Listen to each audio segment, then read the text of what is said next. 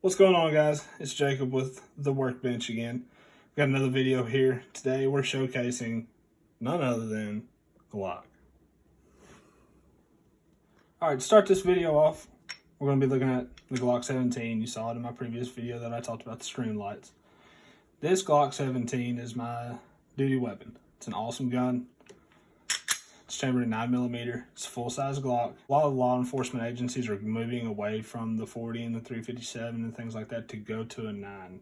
The reason for that, to my understanding, are magazine capacity and with the advancement in the technology of the 9mm round. We run the Hornady. It's a great bullet. The technology that is put into this bullet makes it far more effective with ballistic coefficients and whatnot. They've essentially made a 9mm comparable to a 40 as far as knockdown power. Now, having said that, I like to run 9mm with a lot of things. I carry it off duty. I carry it on duty. I carry it whenever I go to the range. It's cheap. It's fun to shoot. Low recoil. So this gun here is a Glock Gen 5 17.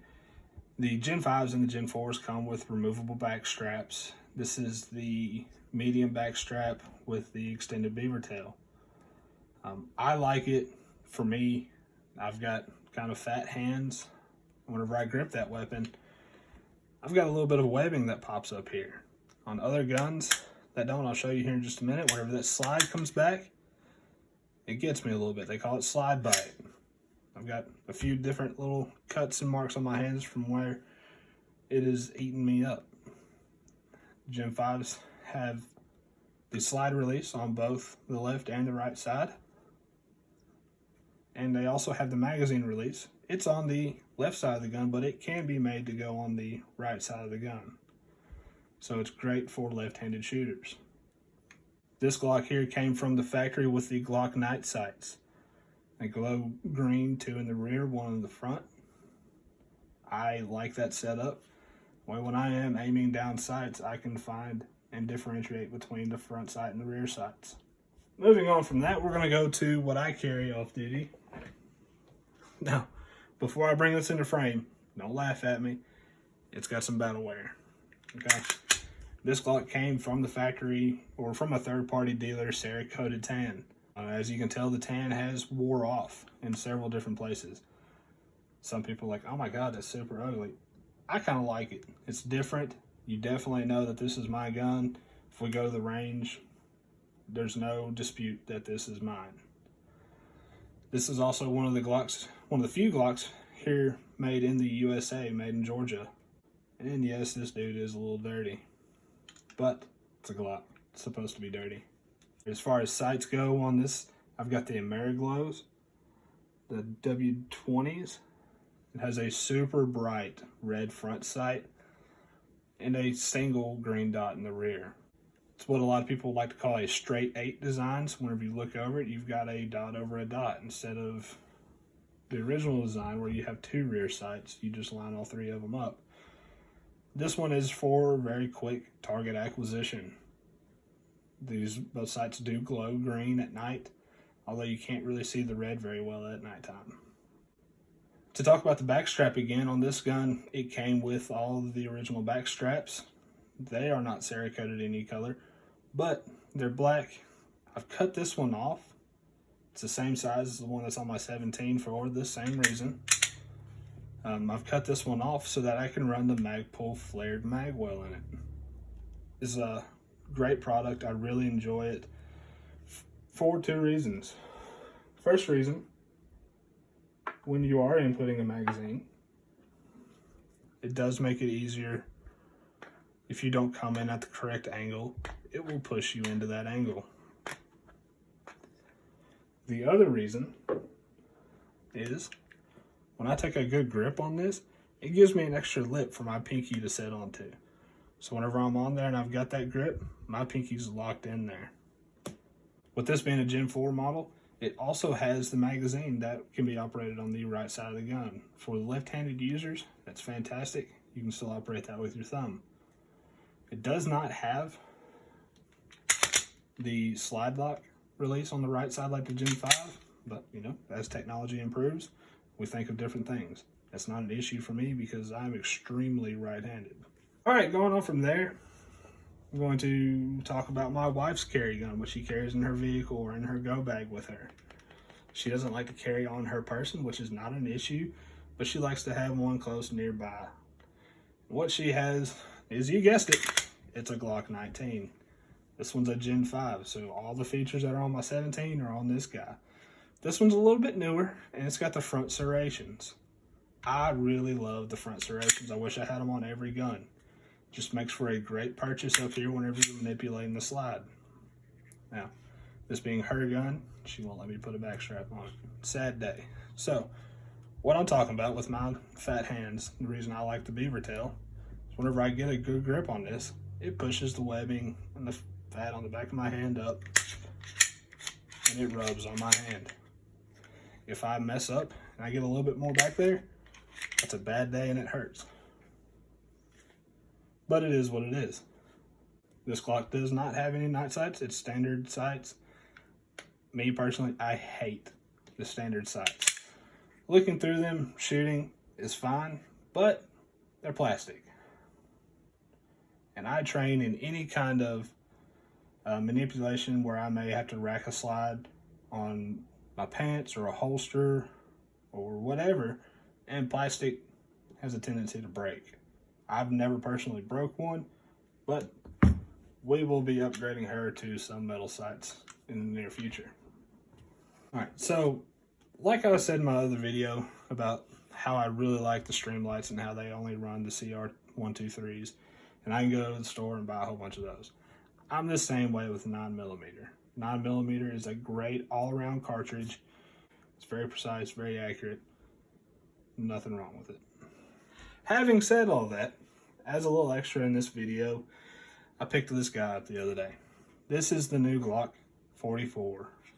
What it is essentially is a 19, but it is a factory chambered 22.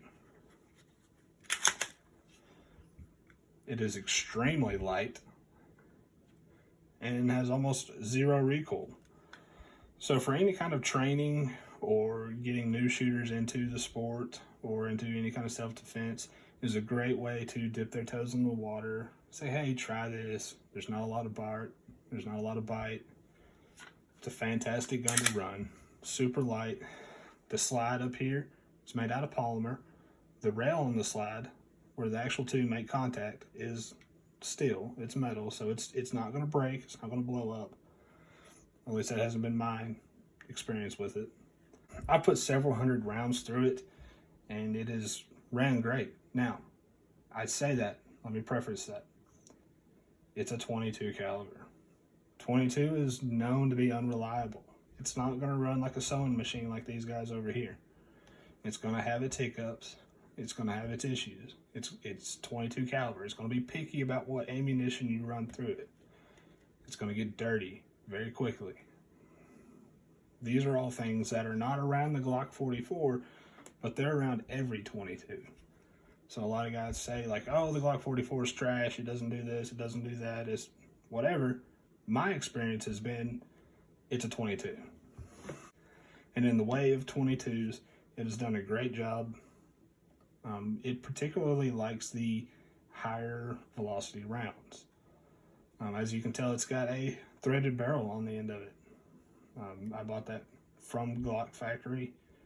It comes with this neat little thread protector and an adapter to change it over to the common thread pitch. What is that? 1/2 by 28. I ran the Suppressor the other day and really enjoyed it. When I ran it suppressed, I ran it with a very nice high-end suppressor, and it was extremely picky with what ammunition it liked. We tried to run it with ammunition that was subsonic, and it would run some subsonic ammunition, but we found the sweet spot after probably 4 or 5 different brands and weights that it likes anything over 1,050 feet per second. Anything under than that, it will not run reliably. It was extremely quiet running with it suppressed. Not suppressed, it's extremely loud because it only has, what, like a 4-inch barrel? So, having said that, it's a great weapon. I would not carry it for any kind of self-defense, but as you can tell, it is the same exact size as the Glock 19. So, great training weapon, great way to get kids and new shooters involved. If they want to shoot this guy, but they can't, maybe they're scared of it, maybe it's a little bit more recoil, get them in this guy, and they will be able to drive tacks. So let's have this conversation real quick. There is no wrong answer. There is no right answer. There's only what fits you best. Glock fits me best. It fits my hand. I know how to shoot a Glock. It was the first weapon I had. It's the weapon I carry on duty. It's the weapon I carry off duty. I've got more time on a Glock than any other weapons platform there is. And that works for me. But say you're a SIG guy. A SIG feels good in your hand. You can shoot a SIG. Carry a SIG. I'm not going to say that's right or wrong, or that SIG is trash, or say you like a Smith & Wesson. I'm not going to say Smith & Wesson's trash. Glocks are Glocks. I love Glocks. They're ugly, they're blocks, but they are reliable, and they're not horribly priced. Now again, they're not on the low end. This isn't a Sky. This isn't a High Point. This isn't a Taurus. You're going to pay for it, but you're paying for quality. You're paying for reliability. You know, the old saying, you pay for what you get. If you're going to buy something cheap, you're going to get something cheap. If you're going to spend a little bit extra money and make sure that you have something that's reliable and it's going to go bang every time you go click, this is your guy. All right, guys, so now that you know about my obsession with Glock handguns and how great they are, if you want to see any other videos, maybe you would like comparisons with rifles, expensive versus cheap, or short barrel versus long barrel, or anything like that, let me know. Hit me up in the comments section. I appreciate you making it this far in the video. Go ahead, like, subscribe, do all the good stuff. I plan on doing a lot more videos in the future. Just let me know what you want to see, and we'll rock on with it. I appreciate it.